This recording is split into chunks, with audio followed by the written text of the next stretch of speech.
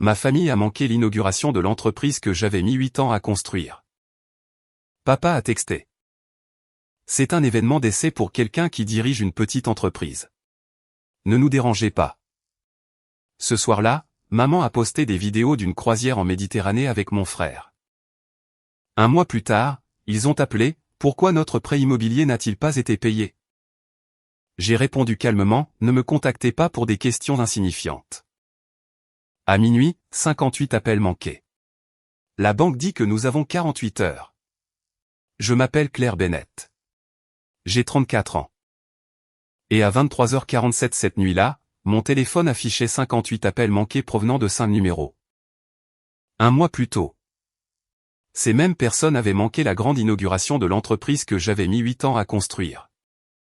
Pendant que je testais le torréfacteur, mon père m'a envoyé un texto. C'est un événement insignifiant pour quelqu'un qui dirige une toute petite entreprise. Ne nous dérangez pas. Ce soir-là, ma mère a publié des vidéos d'une croisière en Méditerranée avec mon frère. Ils levaient leur verre sur le pont supérieur pendant que je nettoyais des grains de café. Renversés sur mon sol. J'ai inauguré mon magasin phare, remercié chaque employé. Et attendu que le dernier client parte avant d'accepter ce que leur absence signifiait. Puis j'ai annulé le paiement récurrent de 1850 $ que j'envoyais pour leur prêt immobilier. Depuis près de 3 ans. Exactement un mois plus tard, mon père a appelé. Il n'a pas demandé comment le lancement s'était passé. Il ne m'a pas félicité. Ses premiers mots furent, pourquoi notre prêt immobilier n'a-t-il pas été payé? Pendant 2 secondes, j'ai failli m'excuser. C'est à quel point il m'avait conditionné. Au lieu de cela, je me suis agrippé au bord de mon bureau et j'ai répondu. Ne me contactez pas pour des questions insignifiantes. À minuit, les messages vocaux étaient passés de l'indignation à la panique. Ma mère a envoyé un avis bancaire et a écrit, ils disent que nous avons 48 heures. Mon frère a menacé mes fournisseurs. Mais le message de mon père a révélé ce qu'ils avaient dit à la banque à mon sujet et ce qu'ils avaient fait avec l'argent que mes paiements avaient libéré. Cette confession a transformé une dispute familiale en quelque chose qu'aucun d'eux n'attendait. Avant que je vous dise ce que ce message vocal a révélé et pourquoi 3 adultes qui méprisaient mon succès le craignaient soudainement. Dites-moi quelle heure il est, où vous êtes, et d'où vous regardez. Je veux voir jusqu'où cette histoire voyage. Pour comprendre pourquoi j'ai failli m'excuser lors de cet appel. Vous devez comprendre ce que j'avais passé 8 ans à essayer de mériter. J'ai fondé en B&O Coffee à Austin à l'âge de 26 ans avec un torréfacteur d'occasion. Un coin loué dans une cuisine commerciale et 4 mois d'économie. Je torréfiais avant le lever du soleil. Livrais les sacs dans ma voiture à Hayon et travaillais dans des bureaux éphémères jusqu'à ce que je puisse me permettre ma première boutique. Au bout de 8 ans, j'employais 19 personnes, approvisionnais 37 restaurants et hôtels. Et avait loué un torréfacteur phare avec un laboratoire de formation et une salle de dégustation. C'était rentable, soucieux de la dette, et à moi. Mes parents, Richard et Suzanne Bennett, appelaient ça mon hobby de café. Mon frère aîné, Jordan, travaillait dans la gestion de patrimoine privé à Dallas. Où ses titres s'allongeaient tous les quelques ans.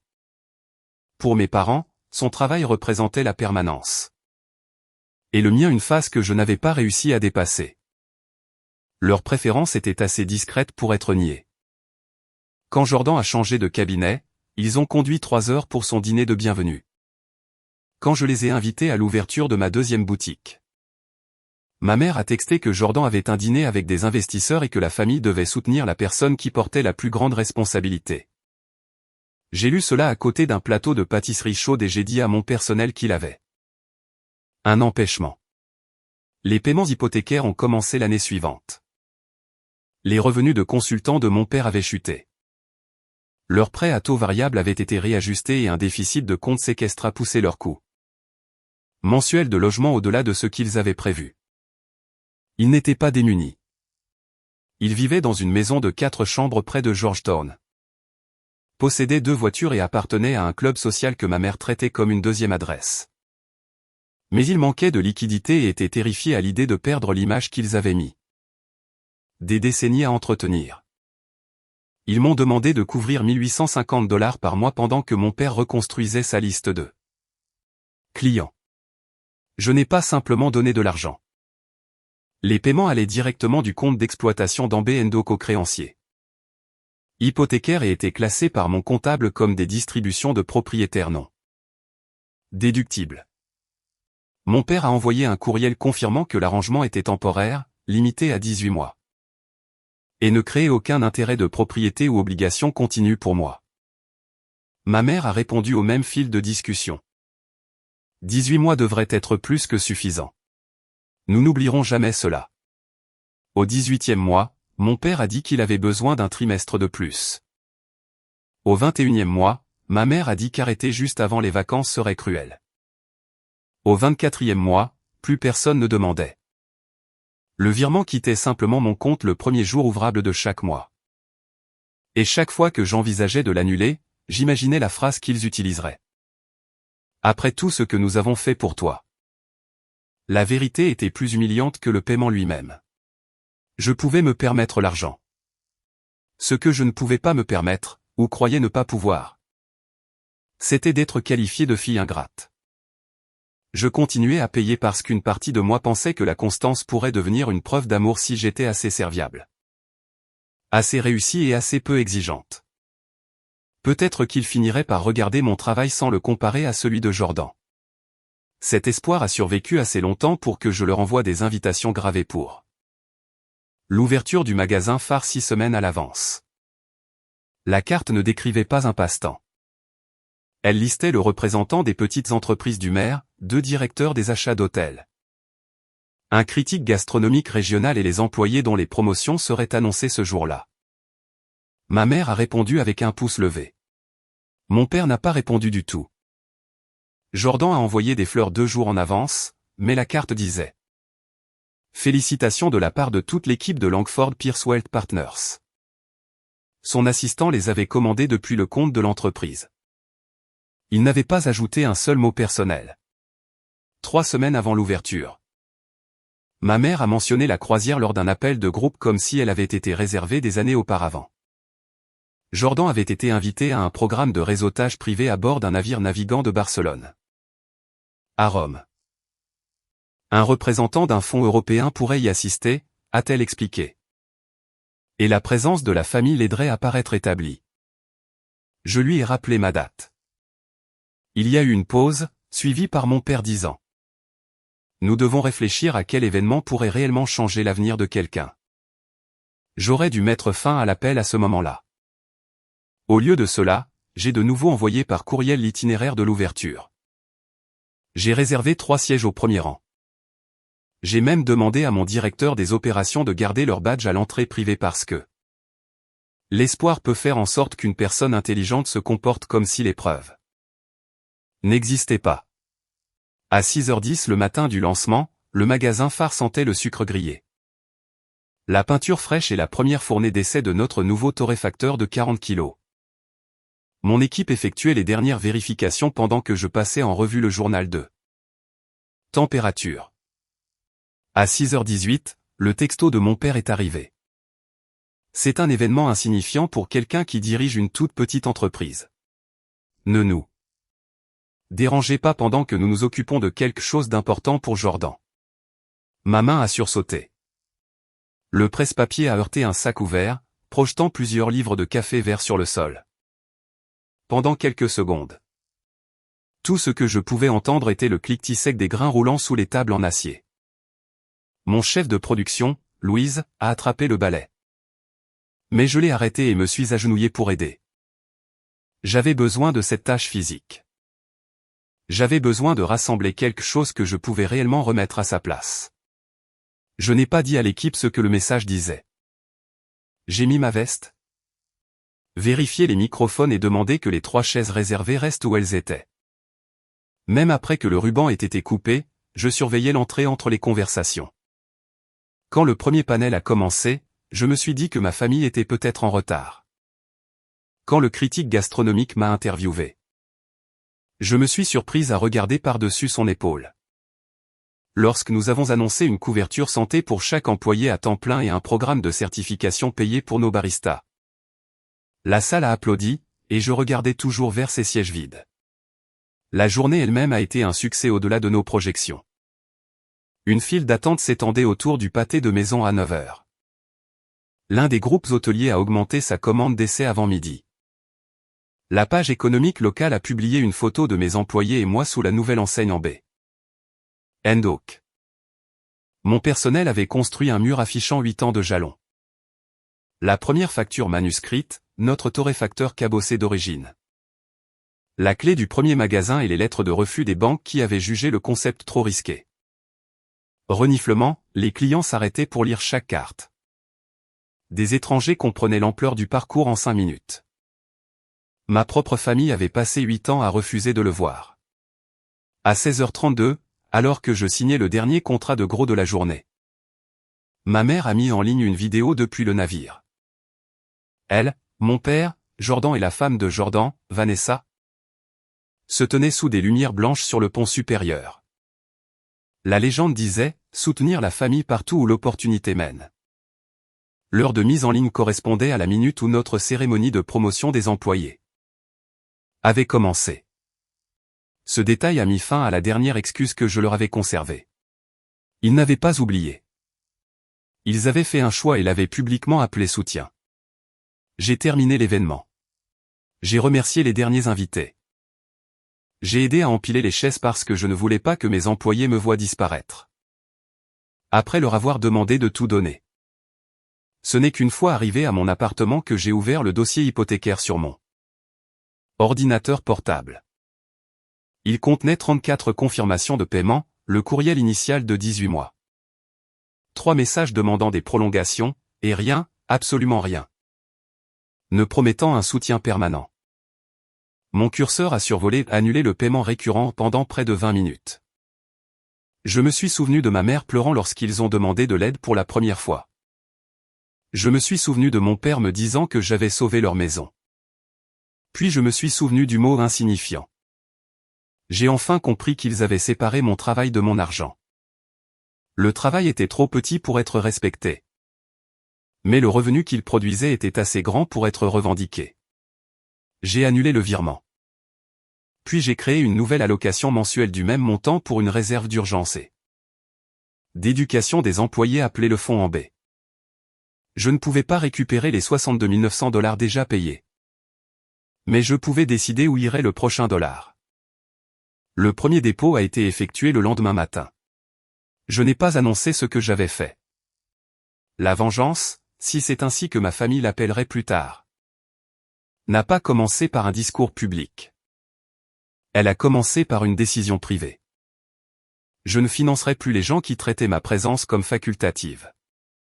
Pendant 29 jours, personne dans ma famille ne m'a contacté. Ma mère a continué à poster des photos de la croisière après leur retour. Jordan a partagé un résumé soigné sur la construction de relations transfrontalières. Mon père a aimé chaque publication. Aucun d'entre eux n'a aimé, partagé ou mentionné l'article sur mon magasin phare. Même lorsque l'association régionale de l'hôtellerie l'a mis en avant. Le silence était si complet que je me suis brièvement demandé s'ils avaient remarqué le virement manquant et décidé de gérer leurs propres obligations. Le 30e jour, à 20h14, mon père a appelé. J'étais dans mon bureau en train de revoir les prévisions de paie. J'ai répondu parce qu'une petite partie tenace de moi pensait qu'il pourrait enfin appeler au sujet du lancement. Pourquoi notre prêt immobilier n'a-t-il pas été payé, a-t-il dit. Il n'y a pas eu de salutation. Il parlait comme s'il appelait un employé qui n'avait pas accompli une tâche assignée. J'ai senti le vieux réflexe monter en moi, le besoin d'expliquer, d'adoucir, de sauver. Pendant 2 secondes, j'ai failli lui dire que je pouvais arranger ça le matin. Puis j'ai regardé à travers le mur de verre le tableur du fond en baie ouvert sur l'écran de la salle de conférence. Cet argent avait maintenant des noms à côté. Un cours de certification, une facture dentaire d'urgence. Un soutien aux frais de scolarité pour un directeur adjoint étudiant la comptabilité. Ne me contactez pas pour des questions insignifiantes, ai-je dit. Ma voix était stable, mais pas ma main. J'ai mis fin à l'appel et posé le téléphone face contre table. Il a commencé à vibrer avant de toucher le bureau. Les 58 appels manqués ne provenaient pas tous de mes parents. Ils ont recruté des gens. Ma mère a appelé depuis son numéro, le téléphone de mon père et la réception du club social. Jordan a appelé 12 fois. Vanessa a appelé 2 fois. Une tante, 2 cousins et un ami de la famille ont rempli le reste. Certains ont laissé des messages de colère sur la loyauté. D'autres ont essayé la tendresse. Ma mère passait de l'un à l'autre dans le même message vocal. Claire, ce n'est pas ainsi que se comportent les filles décentes. S'il te plaît, appelle-moi. Ma chérie. Nous pourrions tout perdre. À 21h03, elle a envoyé une photo d'une lettre du créancier hypothécaire. Le délai de 48 heures était réel, mais ce n'était pas une menace de saisie immédiate. L'avis indiquait qu'ils avaient 48 heures pour combler le déficit requis pour maintenir leur accord. De modification de prêt actif. Sinon, le compte serait transféré au conseiller juridique en matière de défaut de paiement et l'examen de l'atténuation des pertes existantes serait clos. Un seul virement manqué de $1850 n'avait pas créé cette crise à lui seul. Ils avaient déjà pris du retard sur leur part. Accumuler un déficit de compte séquestré me l'avait caché. J'ai tapé. L'arrangement initial a pris fin il y a 16 mois. Je ne ferai pas de paiement supplémentaire. Je ne l'ai pas envoyé. Toute explication deviendrait une ouverture à la négociation. Au lieu de cela, j'ai pris des captures d'écran. Exporté le journal des appels et sauvegardé chaque message vocal. À 22h26, Jordan a laissé la première menace. Il a dit qu'il connaissait des décideurs dans 2 groupes hôteliers qui achetaient chez Ambend. Ok. Si j'embarrassais nos parents. Il s'assurerait que les gens comprennent quel genre d'opératrice j'étais. 5 minutes plus tard. Ma mère a de nouveau envoyé l'avis bancaire avec 3 cercles rouges autour de la date limite. Comme si la police de caractère avait été le problème.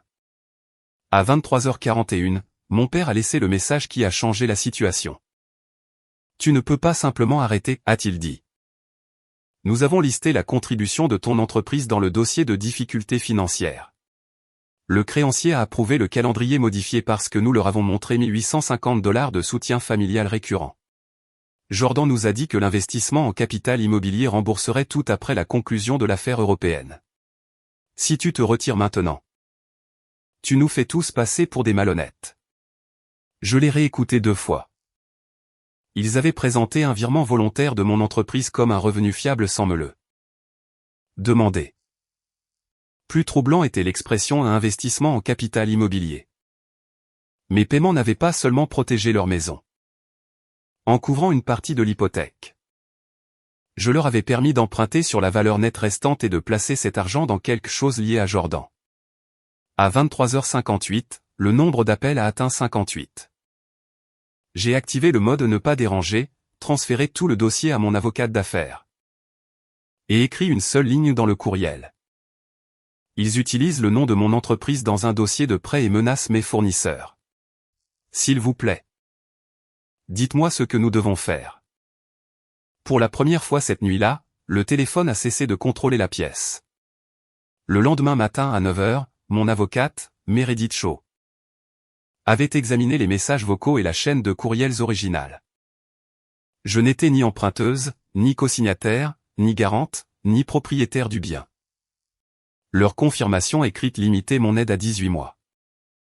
16 paiements supplémentaires ne créaient pas un contrat permanent. Le message vocal de mon père suggérait qu'ils avaient décrit mon soutien de manière inexacte. Mais Meredith ne qualifierait pas cela de fraude sans le dossier soumis. Nous pouvions immédiatement aborder l'utilisation de mon nom et les menaces contre Ambend Oak. La lettre de mise en demeure de Meredith leur ordonnait de cesser de prétendre que j'avais une obligation hypothécaire, d'utiliser mon entreprise dans les communications avec les prêteurs, ou de contacter mes employés, fournisseurs et clients. Elle exigeait également la préservation des documents relatifs au dossier de difficultés financières et à la transaction de capital immobilier. La lettre ne criait pas. Chaque affirmation était accompagnée d'une date ou d'une pièce jointe. Avant la livraison, Jordan a mis sa menace à exécution. Depuis son adresse chez Langford Pierce, il a dit à un directeur des achats de Calder House Hotel que le conflit prouvait que j'étais financièrement erratique. Il a affirmé que ma famille détenait un intérêt non divulgué dans Ambend Oak et a laissé entendre Que notre contrat posait un risque de réputation. La directrice avait examiné nos états financiers audités et savait que j'étais l'unique propriétaire. Elle m'a transféré le courriel. Cela semble personnel et inapproprié. Veuillez confirmer qu'il n'y a aucun changement de propriétaire. J'ai envoyé notre certification actuelle et mis Meredith en copie. Calder House a renouvelé sa commande cet après-midi-là. Je n'ai pas contacté l'employeur de Jordan ni publié le courriel. La directrice des achats avait ses propres obligations de conformité car il avait utilisé son compte d'entreprise pour faire une allégation commerciale non vérifiée. Elle l'a transféré à l'équipe de conformité de Langford Pierce. Je l'ai appris plus tard. Les lettres de mise en demeure sont arrivées par coursier à 16 heures. À 16h17, Jordan a appelé d'un numéro masqué. Tu as toujours aimé jouer la victime, a-t-il dit. Maintenant tu te caches derrière une avocate parce que tu as enfin un peu de pouvoir. Un peu de pouvoir, ai-je répété. Quelques cafés ne te rendent pas puissante. Maman et papa pourraient perdre leur maison parce que tu as besoin d'attention. Cette phrase a clarifié tout le système. Reniflement, quand mon entreprise gagnait de l'argent qu'il pouvait utiliser. C'était une ressource sérieuse. Quand elle gagnait l'indépendance que je pouvais exercer, elle devenait quelques cafés. Je lui ai dit que toute communication future liée aux affaires devait passer par Meredith et j'ai mis fin à l'appel. Mes parents sont passés à la pression publique. Dans un groupe communautaire d'Austin. Ma mère a écrit sur une fille anonyme qui avait abandonné ses parents vieillissants pour un malentendu. Elle a omis la croisière, la limite de 18 mois, le prêt sur valeur domiciliaire et les 34 paiements. Mais a mentionné que la fille possédait une entreprise locale. Quiconque nous connaissait comprenait. Des parents ont ajouté des émojis en forme de cœur. Ma tante a envoyé un message sur la page de mon entreprise m'accusant de choisir le profit plutôt que le sang. Je n'ai pas répondu publiquement. Ma responsable des communications a sauvegardé des captures d'écran. Masqué les commentaires nommant des employés et publié notre article programmé sur le laboratoire de formation. Je voulais placer le texto de mon père sous l'histoire de ma mère. Meredith m'a rappelé que le silence n'était pas une reddition lorsque l'autre partie se documentait elle-même. La demande de préservation a produit la révélation du milieu de l'histoire. Mon père a engagé un avocat qui a répondu avec la résolution familiale proposée et a joint des pages sélectionnées du dossier de modification de prêt pour prouver, apparemment, que la banque s'était appuyée sur mes paiements. Ces pages ont fait le contraire. Sous autres revenus récurrents du ménage. Mes parents avaient inscrit le soutien commercial de la FIB en indiquant $1850 mensuels continus. Ils avaient joint 6 mois de confirmation de virement portant le nom du compte en B&OK. Ils n'avaient pas falsifié ma signature. Mais ils avaient transformé une aide volontaire temporaire en une assurance permanente que je n'avais jamais donnée. La même réponse admettait la ligne de crédit sur valeur domiciliaire. Mes parents avaient tiré $118 000 sur la propriété 11 mois plus tôt. Ils ont utilisé $78 000 pour investir dans un fonds hôtelier privé que Jordan aidait à présenter à des clients potentiels. On payait environ $14 000 pour la croisière et les voyages connexes. Et on conservait le reste pour les dépenses du ménage. Jordan leur avait dit que l'investissement pourrait rapporter assez en un an pour solder la ligne 2. Crédit et stabiliser le premier prêt hypothécaire. Au lieu de cela, le fonds a retardé son événement de capitalisation. La ligne a commencé à facturer un taux variable plus élevé. Et les liquidités de mes parents se sont effondrées. La croisière n'avait pas simplement eu lieu le même jour que mon ouverture. Une partie avait été financée par la valeur nette qu'ils se sentaient en sécurité d'extraire parce qu'ils supposaient que mon entreprise continuerait à couvrir $1850 chaque mois. Ils avaient manqué le lancement du moteur qui maintenait leurs finances à flot afin de célébrer la personne qui les avait encouragés à prendre plus de risques. Meredith a répondu en 4 pages. Elle a rejeté toute obligation continue. A exigé la correction écrite de chaque déclaration nommant en B&OK. Et a averti que toute ingérence future dans les contrats serait documentée comme un préjudice commercial. Elle n'a pas menacé de les exposer. Elle n'a proposé aucun chiffre de négociation. La limite était simple. leur prêt hypothécaire, leur ligne de crédit sur valeur domiciliaire. Leur investissement et leurs frais de voyage leur appartenaient. 3 jours plus tard, la date limite du créancier hypothécaire est passée. Mes parents ont trouvé assez d'argent pour effectuer le paiement de régularisation immédiat en vidant un compte d'épargne. Mais le paiement n'a fait que maintenir l'examen ouvert. Il n'a pas effacé le solde hypothécaire plus élevé, le déficit de compte séquestre. Ou la ligne de crédit sur valeur domiciliaire. Ils avaient besoin de revenus durables qu'ils n'avaient pas. Jordan a envoyé un dernier message vocal cette semaine-là. Sa confiance s'était érodée. Langford Pierce avait placé ses communications sous surveillance et l'avait temporairement retiré d'eux. La présentation du fonds hôtelier. Il m'en a blâmé, bien que je n'ai jamais contacté le cabinet. Pendant des années. Ma famille avait traité la responsabilité comme une attaque chaque fois qu'elle atteignait la personne favorisée. Cette fois, j'avais les documents pour les empêcher de réécrire l'histoire. 2 semaines plus tard, mes parents ont demandé une réunion. J'ai accepté 20 minutes au bureau de Meredith pour voir s'ils pouvaient discuter de la crise sans transformer mon compte bancaire en solution. Meredith, reniflement, était assise à côté de moi. Mes parents étaient assis en face et Jordan s'est joint par vidéo depuis Dallas. Mon père a commencé avec des chiffres. Vendre détruirait leur plan de retraite. L'investissement de Jordan était temporairement illiquide, pas sans valeur. 6 paiements de plus de ma part pourraient rétablir l'ordre.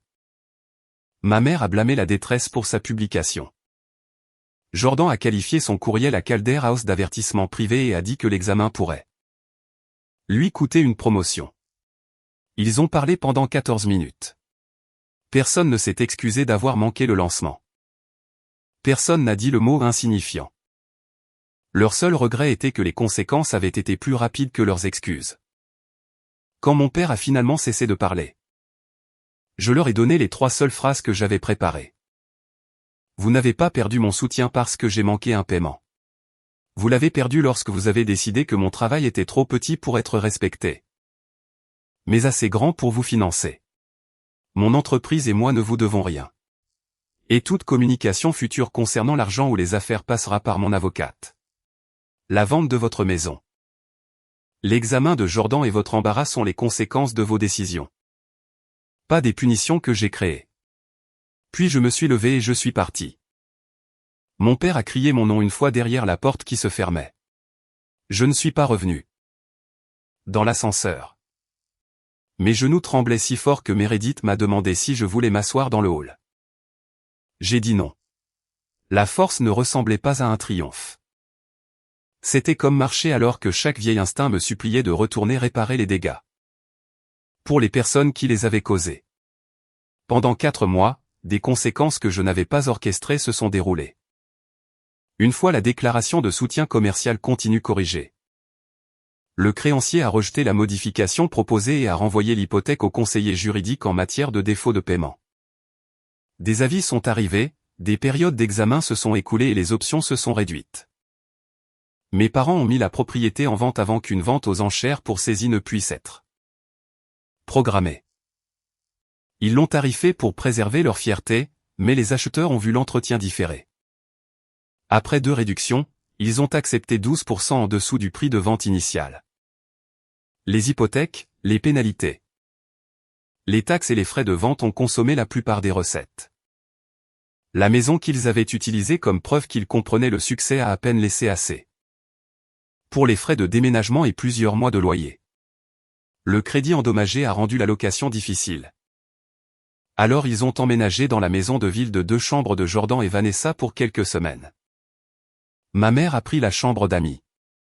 Mon père a converti une partie de la salle à manger en bureau. Chaque désaccord financier est devenu une dispute à 4. Vanessa s'est excusée plus tard d'avoir rejoint la campagne des 58 appels. Elle avait cru à la version de Jordan selon laquelle j'avais promis de payer l'hypothèque à vie. Après avoir vu les documents et entendu les disputes sur l'investissement, elle savait qu'une telle promesse n'existait pas. J'aurais dû vérifier l'histoire avant d'aider à te mettre la pression, a-t-elle écrit. Je l'ai remerciée sans inviter à une conversation plus approfondie. 6 semaines après que mes parents ont emménagé, Vanessa est partie. Au 3e mois, elle et Jordan étaient officiellement séparés. Je n'ai pas célébré. Un mariage n'était pas un trophée de vengeance. Mais je n'accepterai pas non plus le blâme pour une fracture créée par le secret.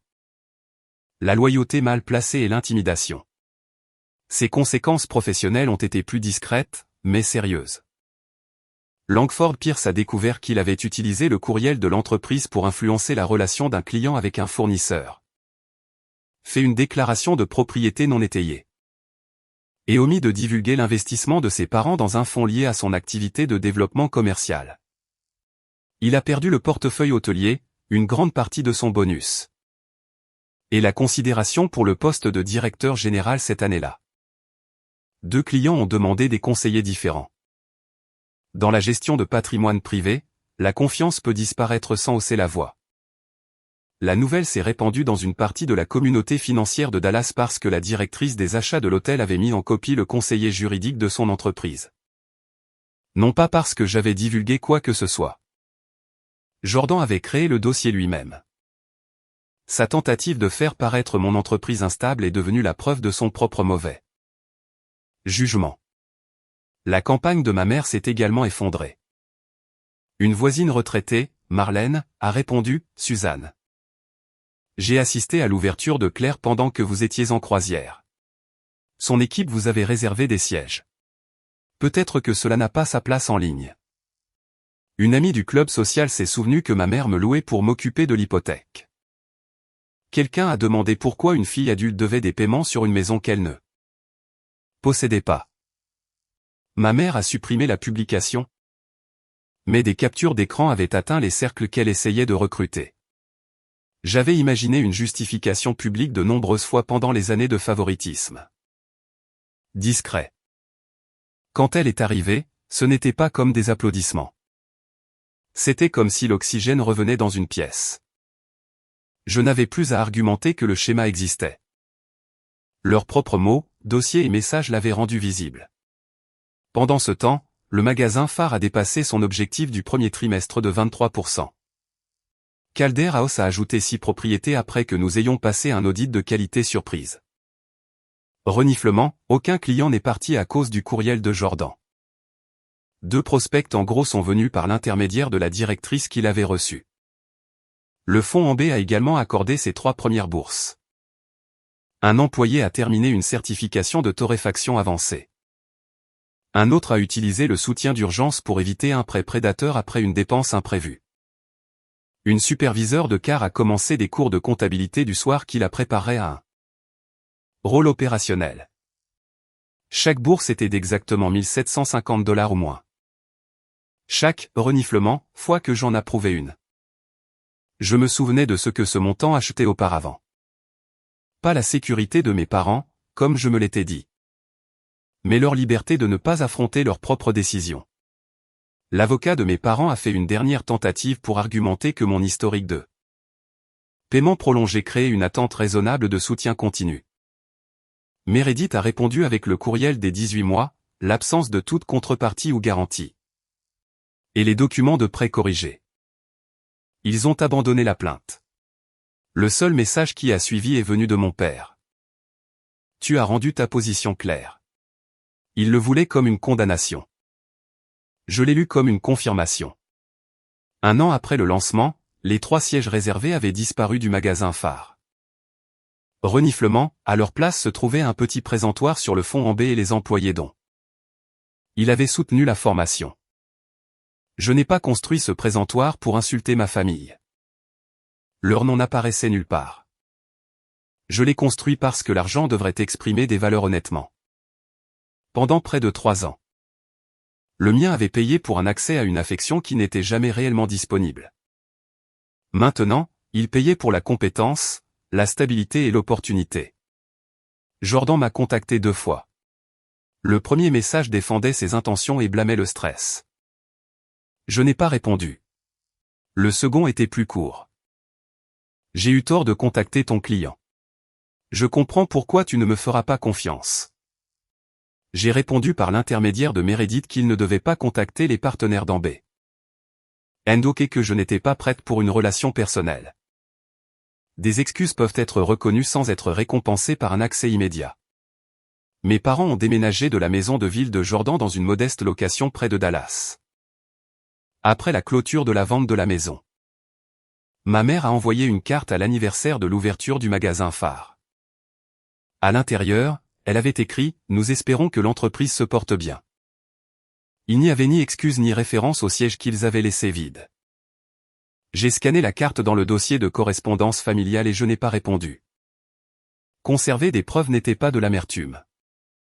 C'était ma façon d'empêcher la nostalgie de modifier le passé.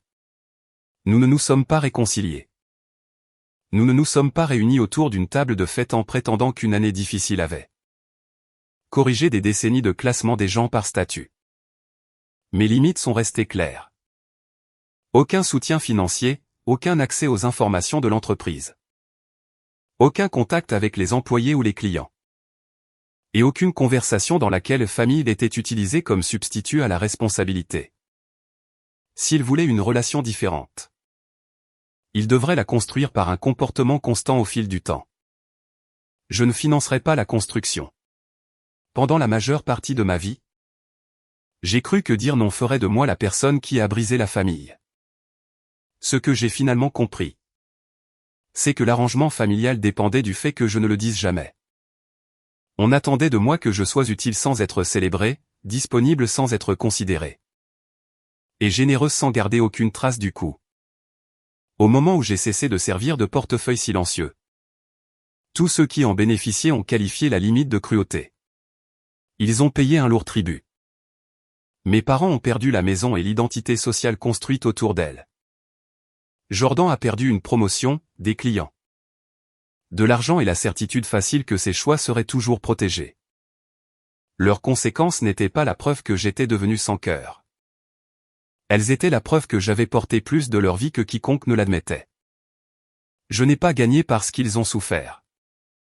J'ai gagné parce que leur souffrance n'avait plus le pouvoir de réquisitionner mon argent, mon entreprise ou ma conscience. Amber & Oak n'a jamais été insignifiant. Pas plus que la femme qui l'a construit. Si votre famille a un jour qualifié votre succès d'insignifiant, puis a exigé ses avantages quand ils étaient en difficulté, avez-vous déjà dit non? Et quel prix avez-vous dû payer pour le dire enfin?